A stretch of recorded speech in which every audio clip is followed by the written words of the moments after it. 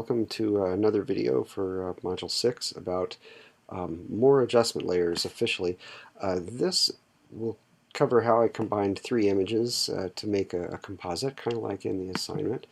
There was this image that we took at the Chalk Art Festival here at ACC, and I've got an image of the Art and Design Center, one of the buildings here, and an image of a clay figure that I made for our comic book class, just to get an idea of a little ogre figure that I was working on. And this is a clay figure on a pencil, being held, and the flashlight shining on it from below. So we're going to combine all these into this little combo image. Oh, so spooky, right? I've got the chalk drawing placed on our sidewalk here in the Art and Design Center. You can see the original, there we go, original no chalk drawings. A hip tip with the crop tool, and this is the crop tool right here. If we were to get the crop tool in play like so, and you can see I can't quite crop this because it's got a perspective to it. Well, here up in the options bar, when I've got a potential crop in play, I can select perspective, and that will let me move each of these corners of that crop tool independently at any angle that I choose.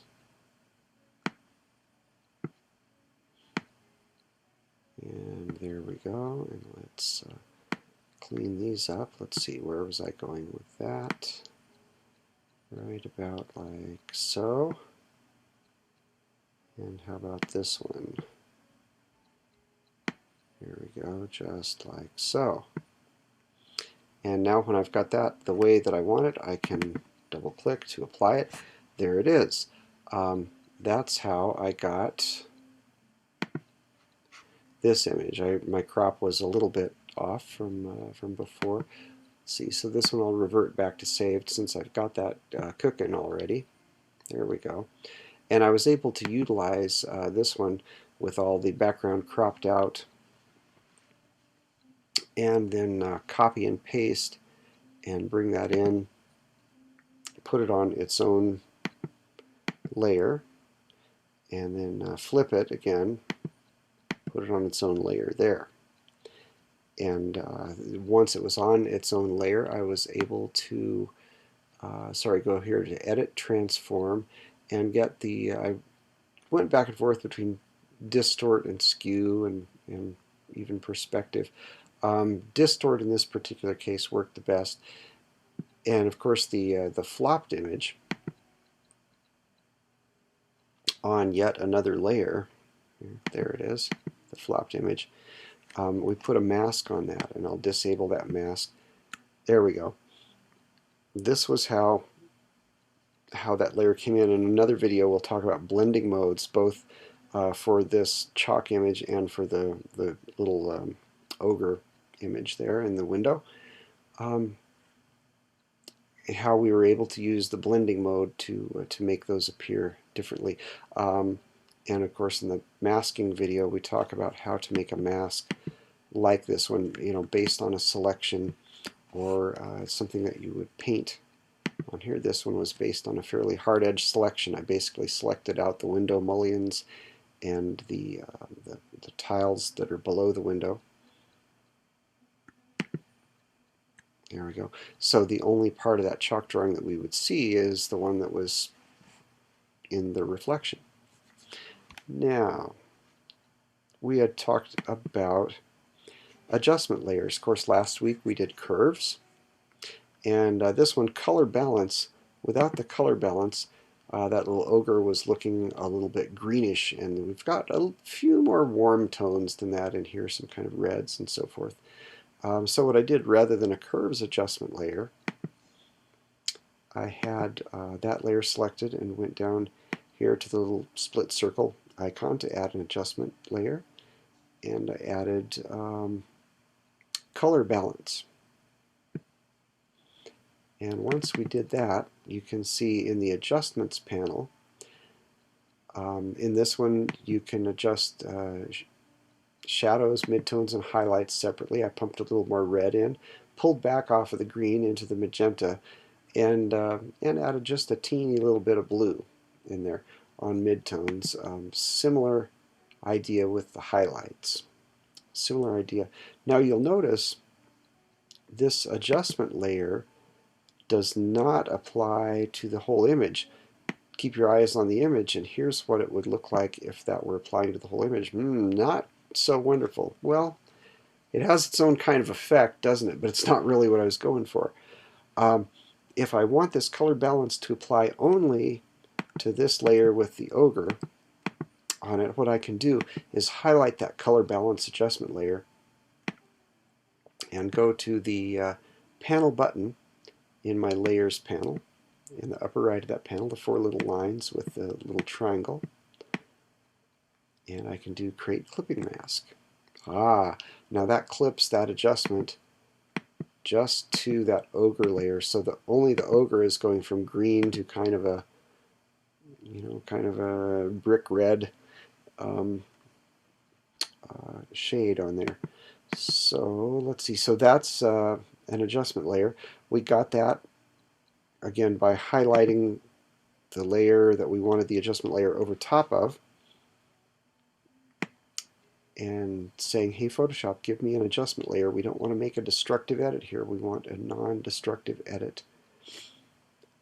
And we can adjust for color balance. We can adjust for hue and saturation. Let's see what would happen if we did that. Here's where we could colorize the image and saturate it. So each of these adjustment layers has a number of adjustments, and I can colorize that to any color on the spectrum. I can choose to desaturate that layer and make it just black and white. There we go. Or adjust the lightness or darkness. Now that will affect my mask. I made kind of a general mask on here as well, and it's doing a fairly good job of blending. Again, we'll talk about blending modes in another video. But these are the layer masks. More layer masks, or sorry, adjustment layers, not layer masks. That's these guys down here. These hue and saturation, color balance are adjustment layers, and we can adjust all layers below or any one layer below for any of these adjustments: brightness, contrast, levels, curves, exposure, vibrance, hue, saturation, color balance, black and white, photo filter. Photo filter, we could choose to put a given color over top of everything. Well, let's say I chose this orange, this warming filter. And I'm just going to put this over everything. And of course you can adjust the positioning of the layers in relationship to each other. I'm going to put this over everything, and rather than a clipping mask, I'm going to release that clipping mask. Pow!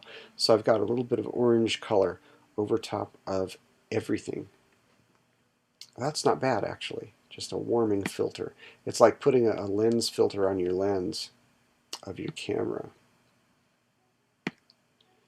Red, let's see, green, that would kind of, neutralize everything a little bit. Etc.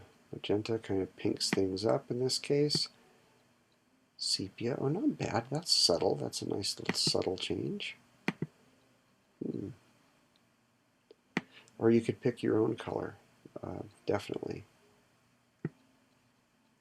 So underwater, yeah, probably don't want that. Now, these layers, adjustment layers or any other layer, you could just hit delete on your keyboard, which in CS5 gets rid of the whole thing.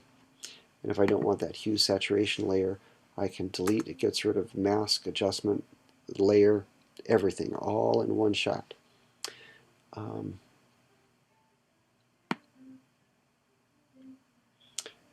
Let's see.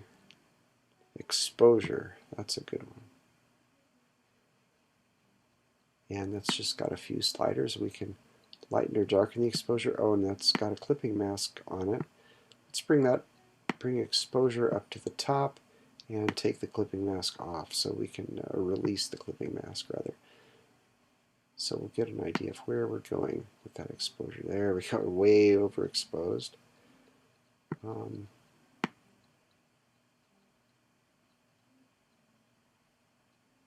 Kind of variation on that theme is offset.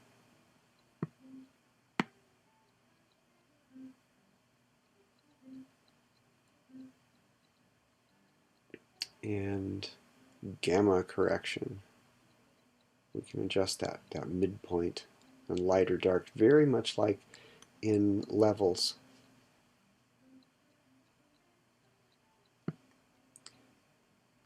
I'm going to delete that exposure adjustment layer.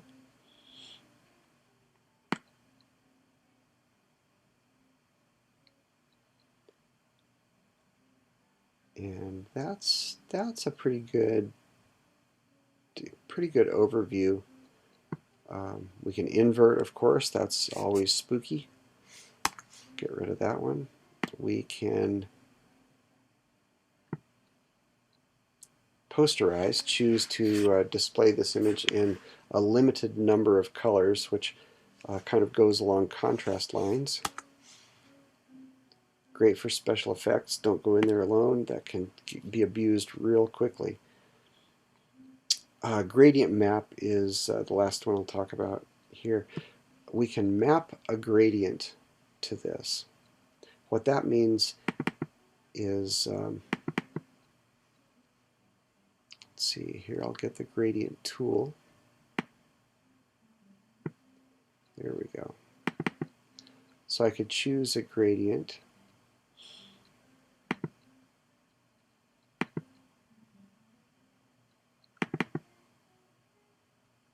And oh, sorry, there it is in my adjustments panel. Hello. I can choose the gradient, not in the gradient tool, as I was floundering in it for a minute there. So I can choose a gradient. This is a good one for this. What this does is it maps a part of this gradient to a light or dark element in my Photoshop image. And this one, happily, my gradient goes from light to medium to dark. So it looks like kind of a natural progression for the most part. Those light pixels get the yellow, medium get oranges and reds, and darks get the transition between red and violet, and then finally violet on the very dark ones. So this is not a bad gradient map. Now if we click on that and get colors that are the opposite, let's see, or something in the middle there. So the lighter colors are mapping to the blue, medium colors mapping to that kind of greenish yellow, and darker colors are mapping to a pretty much identical blue. So it gives you a pretty eerie effect. These are fun. Don't go in there alone. Feel free to, if you use this, to make a gradient that makes sense.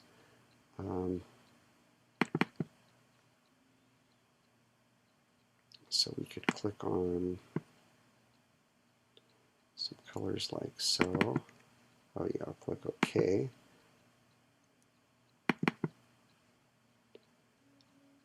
And there we go. And then in shadow,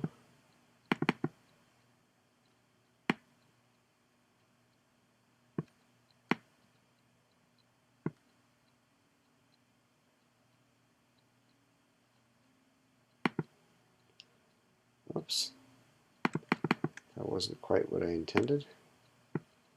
But you can see as we map different colors to different sections of that gradient, the highlights, midtones, or shadows change accordingly.